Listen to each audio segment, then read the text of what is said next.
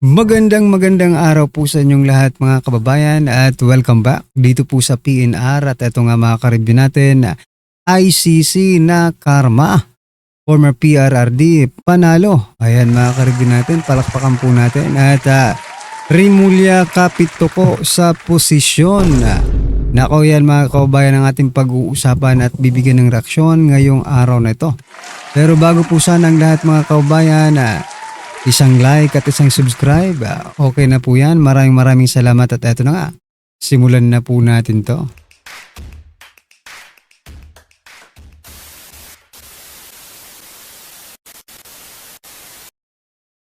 So yan mga ka-review natin, simulan na po natin ang ating balitaan dito po sa isang good news. Nako, ICC judge na nagbasura ng interim release ni former President Duterte na freeze ang mga bank accounts. Hindi sabi po dito, hindi man lang ako nakapag-book ng Uber. Hindi ko magamit ang Western Union na freeze ang pera ko. Walang paliwanag. Sa English po, sabi niya po, I couldn't make even an Uber. I couldn't use Western Union. They freeze my money without any explanation. Ayon po yan kay Judge Luz del Carmen Ibanez Carranza, ICC Presiding Judge Appeals Chamber. Ayan mga kabayan, na karma na. Di ba? Ang bilis po ng karma. Kasi maybe you are not doing the good thing, di ba? Kaya yan. Nakarma ka na at freeze na nga ang kanyang mga bank accounts mga kababayan. Pero ito nakababahala nga si Judge Carranza na nagbasura ng interim release ni former President Duterte matapos tamaan ng sanction na ipinataw ng Estados Unidos laban sa ICC. Ayan na kung saan na-freeze ang mga bank accounts niya. Okay, palakpakan po natin yan. Kapag ikaw talaga ay hindi gumagawa ng tama, kasi nga ang ICC, sinasabi ng iba, it is pera po ang nagpapagalaw dyan, di ba? May involve yan na pera mga kababayan. Ang ICC, kumbaga nababayaran po siguro itong mga judges na ito. Di ba? Kasi biruin mo, wala po silang bansa. Okay? ICC wala pong bansa. Okay? Pero sila ang pinakamalakas. Hindi pumayag ang Amerika. Binanatan agad mga kababayan. Ayan, ano po ang inyong masasabi dyan? Teka nga. Tingnan nga natin yung mga nag-react, no? Ayan, 11,000 ang tumawa, 6,000 ang nag-like, 643 ang nag-love. Ayan, 29 lang ang nalungkot. Aba, mga kababayan, di ba? Ang mga komento ng ating mga kababayan, and now the end is near. Ayan po yung buyet, no? And so you face your final curtain. Aba, kanta to My friends, I say it clear. I'll state my case of which uncertain. Ayan. Tatay Digong, a multitasking legend, cleaning up drugs in the Philippines and sweeping through the ICC. The personality in this infect, corrupt judges worldwide, truly one man global justice system. Yan yung sinasabi ko Corrupt din ito. No broom left behind. Ayan. When karma strike. Ayan na. Di pa na maumadam, sabi ni NN, Di pa na maumadam, naipay barang maabutay. Ayan, ko, barang daw, babarang. Dito sa Visayas, di ba? Uso po ang barang. Baka taga Visayas po ito, taga Samar po itong CNN, barang daw Ano po ang inyong masasabi dyan mga ka-review natin? I-comment nyo na lang at pasadahan din po natin itong si Boying Rimulya Nako, Boying Rimulya, hindi raw magbibitiw kahit tumakbong Pangulo ang kapatid na si John Vic Rimulya. Bakit ako magbibitiw? Ang ombudsman ang aking dream job. Abayan mga kabayan. Bakit ombudsman Rimulya? Sigurado ka bang mananalo? Yan ha. Sigurado ka bang mananalo si John Vic Rimulya kung tatakbo po siyang presidente sa 2028? Mahiya naman kayo. Diba?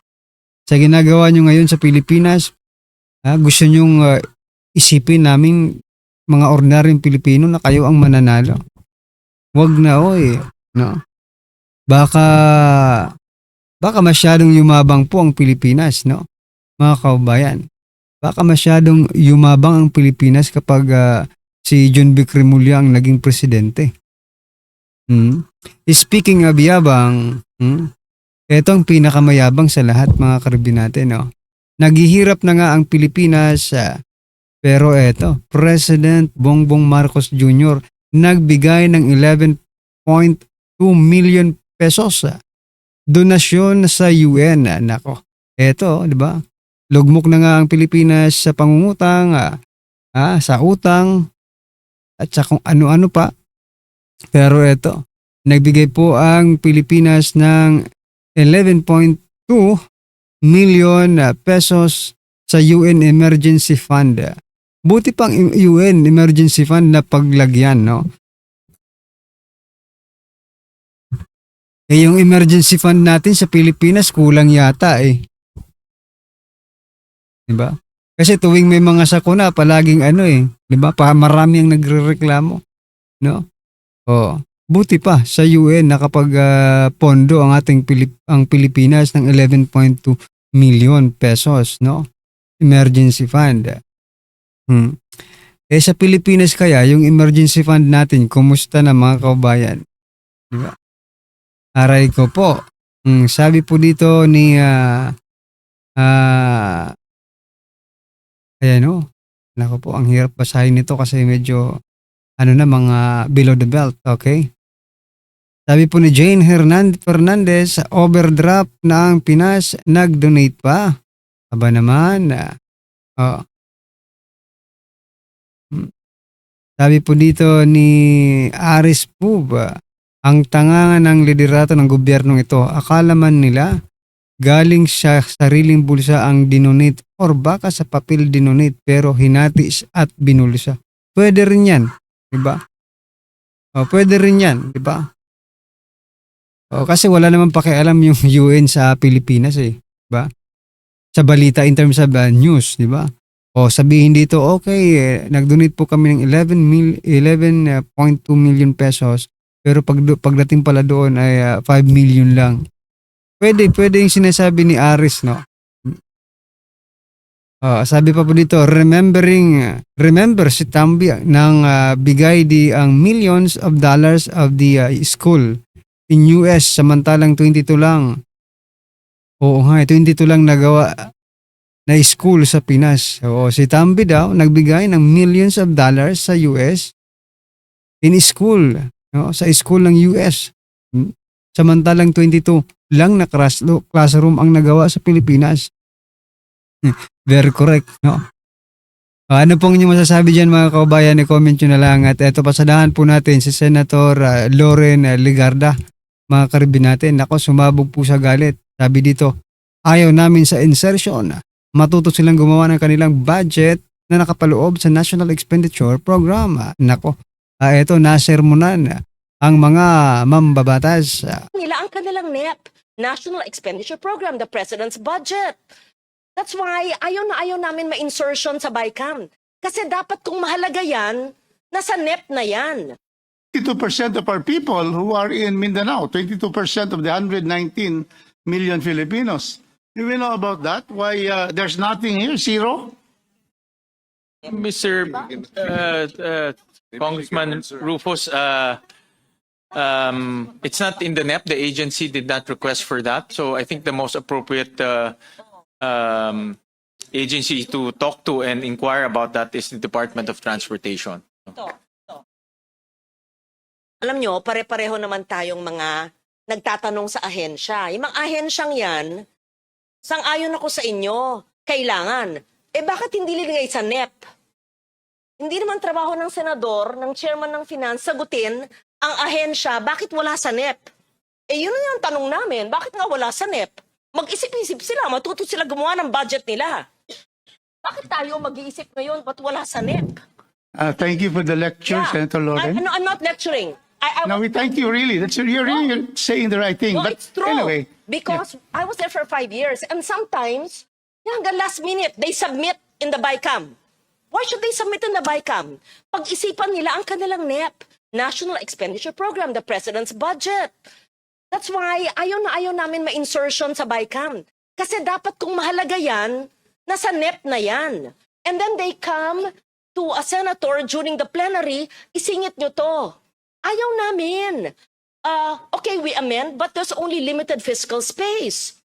And then now, a veteran congressman asks the first-term chair of the Finance Committee, why is it not there? I'm sorry, I have to answer for him. Of course, he can very much answer that. But if it's not in the NEP, what do we do? Right? So yan mga kabayan, palakpakan po natin, Senator Loren Legarda. No, sa panahon po, di ba, meron po tayong nakikita sa online na isang babae nagsasalita. Sabi, sa panahon daw nila, sa panahon ni former President Duterte, there is no such insertion. Kasi lahat po ng mga programa inilalagay na po sa NEP, no? Sana ganun din po ang gawin ng administrasyong ito, mga kabayan, no? Wala nang insertion. Kung ano yung nandoon sa NEP, no? Yun na lang ang i-approve at pag-aralan, di ba? Kasi kung mag-insert sila na mag-insert, mga kabayan, nagugulo po at nagkakaroon po ng corruption eh. Di ba? Kaya sa susunod, itong mga ahensya, itong mga departamento, no?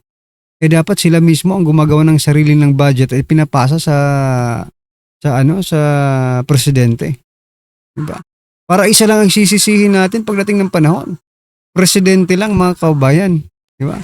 Presidente lang. Kasi siya lang naman ang pumipirma, at gumagawa ng National Expenditure Program, diba? Anyway mga kaubayan, ano po ang inyong opinion, reaction patungkol po dito? I-comment nyo na lang po. Maraming salamat.